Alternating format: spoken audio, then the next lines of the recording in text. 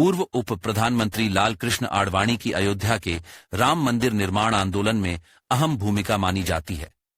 उन्होंने राम मंदिर के लिए समर्थन जुटाने के लिए 25 सितंबर 1990 को सोमनाथ से अयोध्या तक रथ यात्रा शुरू की थी।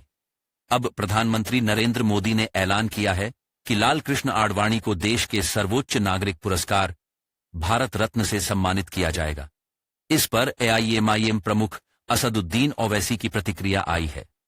ओवैसी ने कहा कि मोदी सरकार उस शख्स को भारत का सर्वोच्च सम्मान दे रही है जो इस मुल्क के दो टुकड़े करने वाले जिन्ना की तारीफ किया करता था। तो जहां कहीं भी लाल कृष्ण आडवाणी की रथ यात्रा गई, वहां पर इन तमाम मुकामात पर हिंदू मुसलमान फसाद हुआ, इंसानियत की मौत हुई। और अफसोस की बात यह है कि नरेंद्र मोदी की हुकूमत उनको इस मुल्क का सबसे बड़ा सिविलियन अवार्ड भारत रत्न से नवाज रहे हैं। इससे देश को क्या पैगाम दे रहे हैं? क्या हम देश में ऐसे लोगों को सबसे बड़ा सिविलियन अवार्ड देकर हम क्या पैगाम दे रहे हैं? हम ये पैगाम दे रहे हैं कि हम एकजुहती कायम करेंगे हिंदू मुसलमानों में।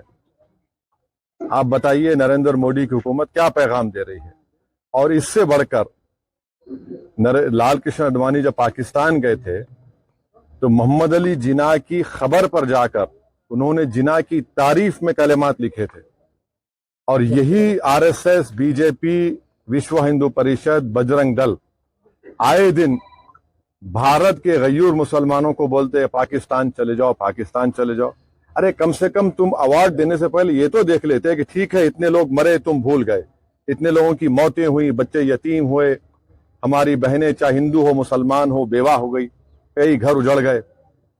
जो शख्स पाकिस्तान जाकर मोहम्मद अली जिन्ना जो इस मुल्क की पार्टीशन का जिम्मेदार है, आप उसकी तारीफ में कलेमात लिखता है। नरेंद्र मोदी तो आडवाणी की किताब को कौन सी किताब लिखी गई थी जब जिन्ना के ऊपर जसवंत सिंह साहब लिखे थे, उस किताब को बैन लगा दिया था क्योंकि वो उसमें जिक्र था। आप ऐसे आदमी को अवार्ड दे रहे हैं जो जिन्ना की तारीफ किया, तो इससे आपका ये सो कॉल्ड नेशनलिज्म दिखता है। हम जो अवार्ड दिया गया है हम समझते हैं कि ये हमारे अवार्ड की तौहीन है।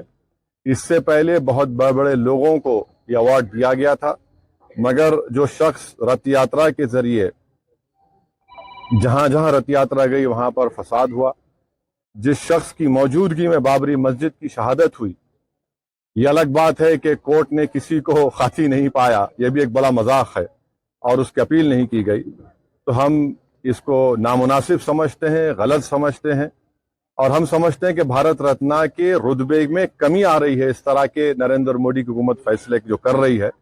इसलिए हम ये इस बात को कतई नहीं मान सकते कि ऐसे शख्स को आप अवार्ड दे रहे हैं जो भारत में हिंदू मुस्लिम फसादात हुए और उनकी मौजूदगी में बाबरी मस्जिद की शहादत हुई, उन जो होम मिनिस्टर थे 2002 का राइट हुआ, तो हम इसको गलत फैसला मानते हैं।